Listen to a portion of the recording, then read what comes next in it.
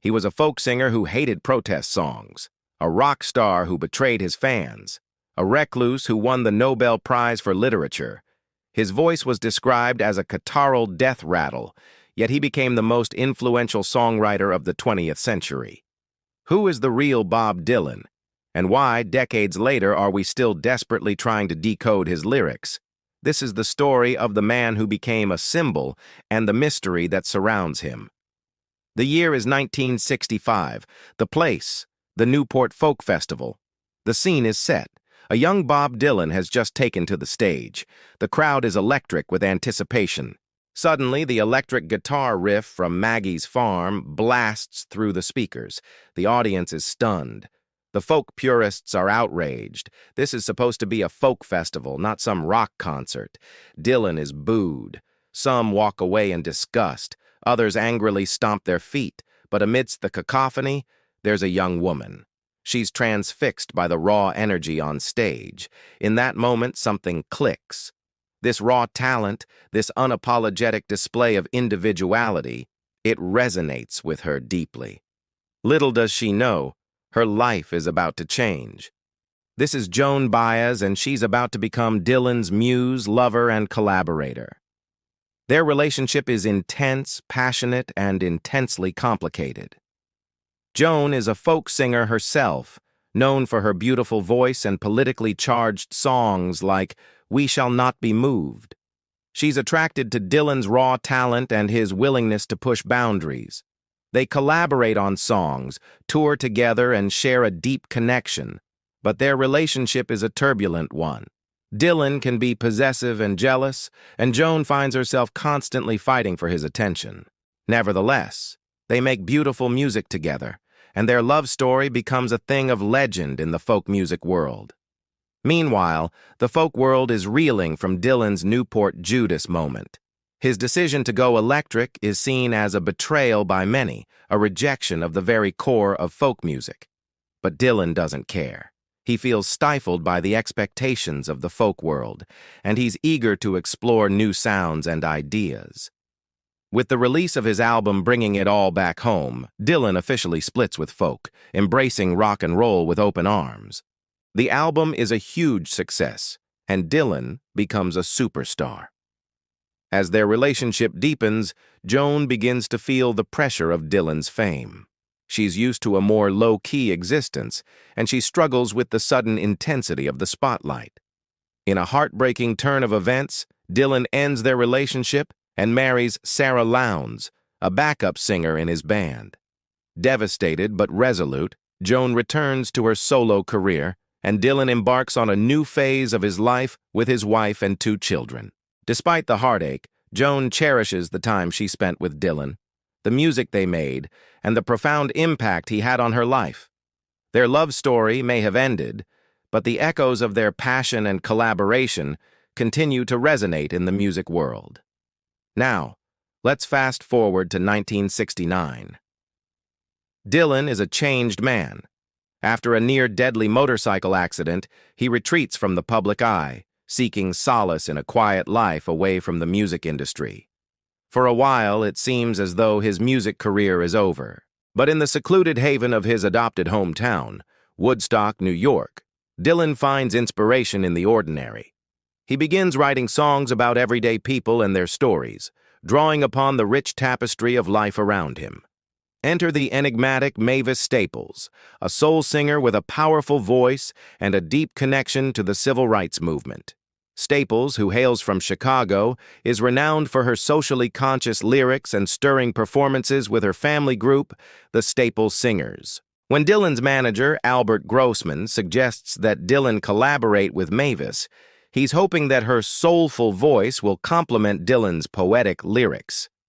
Dylan, intrigued by the idea, reaches out to Staples, and the 2 musicians begin working on what will become one of the most iconic albums of the 1970s. Over the course of several months, Dylan and Staples work closely together, writing and rehearsing songs that blend Dylan's introspective lyrics with Staples's gospel-tinged vocals. Their creative process is marked by long jam sessions, during which they explore various musical styles and influences. As they delve deeper into their collaboration, a profound respect and admiration develops between the two artists. Dylan is captivated by Staples's vocal power and unwavering commitment to social justice, while Staples is impressed by Dylan's lyrical depth and willingness to experiment. The result of their collaboration is the 1973 album Dylan and Emmylou, a masterpiece that showcases the unique chemistry between the two artists. The album's lead single, Gotta Serve Somebody, becomes an instant classic, reaching number 8 on the Billboard Hot 100 chart and earning Dylan a Grammy nomination for Song of the Year. Critics acclaim the album as a triumph, praising Dylan and Staples for their raw, emotionally charged performances. Dylan and Emmylou becomes a critical and commercial success, cementing Dylan and Staples' places as music icons. In the wake of the album's release, Dylan and Staples embark on a tour that takes them across the United States and Europe. Their live shows are electrifying, with Dylan and Staples captivating audiences with their passionate renditions of songs from Dylan and Emmylou and other works. The tour is met with rave reviews, and Dylan and Staples are hailed as one of the greatest musical duos of all time. In the years following their tour, Dylan and Staples remain close friends and occasional collaborators. They continue to release critically acclaimed albums and tour regularly, performing to sold-out crowds around the world. As their careers reach new heights, Dylan and Staples' influence on the music industry is undeniable. They inspire generations of musicians with their groundbreaking work and unwavering dedication to their craft. Now let's rewind a bit to the early 60s when Dylan first burst onto the folk scene. Among those captivated by his music was the legendary John Hammond, a record executive who had a keen ear for raw talent. Hammond, who had previously discovered the likes of Aretha Franklin and Bruce Springsteen, was immediately drawn to Dylan's unique sound and introspective lyrics. He saw in Dylan a kindred spirit, a fellow traveler on the endless road of music discovery. When Dylan signed with Columbia Records in 1962, Hammond played a pivotal role in shaping his early career, guiding him toward greater success and recognition. One day, while discussing potential collaborators with Dylan, Hammond suggested the name Johnny Cash, a country music icon whose deep voice and rebellious spirit had made him a force to be reckoned with. Intrigued by the idea, Dylan reached out to Cash, hoping to learn from his experience and perhaps find common ground in their shared passion for music. Upon meeting Cash, Dylan was struck by the country singer's down-to-earth demeanor and authentic approach to songwriting. The two musicians hit it off immediately, bonding over their love of music and their desire to use their platform to make a difference. As the meeting continued, Dylan and Cash began discussing the possibility of collaborating on a song, an idea that both were excited to explore. Now, let's jump to 1969, the same year that Dylan went into self-imposed exile. Cash, who had been struggling with substance abuse issues for several years, was invited by Dylan to spend some time at his home in Woodstock, New York.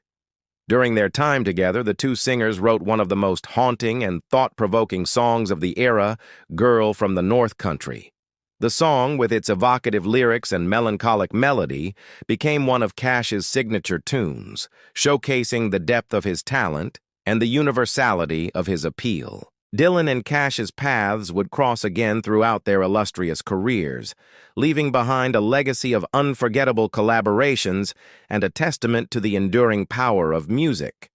In the tapestry of music history, there are threads that connect seemingly disparate lives, creating harmonies that resonate across generations.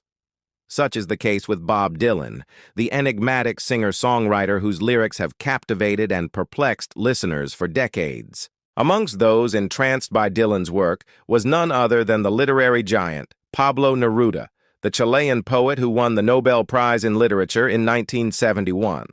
Now here's a twist. While Neruda was alive, Dylan had no clue about Neruda's admiration. It was only after Neruda's death that Dylan discovered a letter written by the poet expressing his deep appreciation for Dylan's work. In the letter, Neruda praised Dylan's ability to capture the complexities of the human experience through his lyrics, highlighting the poet's own influences on Dylan's work. The revelation left Dylan stunned and honored, realizing that his music had touched the heart of one of the greatest poets of the 20th century. This serendipitous connection serves as a reminder of the boundless reach of art and the profound impact it can have on those who create it and those who experience it. Dylan's journey is a testament to the power of authenticity. From his early days in the folk scene to his electric revolution, his career has been marked by a relentless pursuit of originality. Despite facing criticism and evolving his sound, Dylan has remained true to his artistic vision, influencing generations of musicians along the way. His impact on popular culture is undeniable. Songs like a Rolling Stone and Blowin' in the Wind have become anthems for generations, resonating with themes of social change and individual introspection. Yet it's his lyricism that truly sets him apart. Though often cryptic and open to interpretation, his lyrics possess a raw honesty that connects with listeners on a deeply emotional level. Decades after their release, his songs continue to be analyzed, debated, and celebrated, ensuring that Bob Dylan's influence remains firmly entrenched in the annals of music history. What's your favorite Dylan song or lyric? Let us know in the comments. Thank you for watching. And if you liked the video, please subscribe.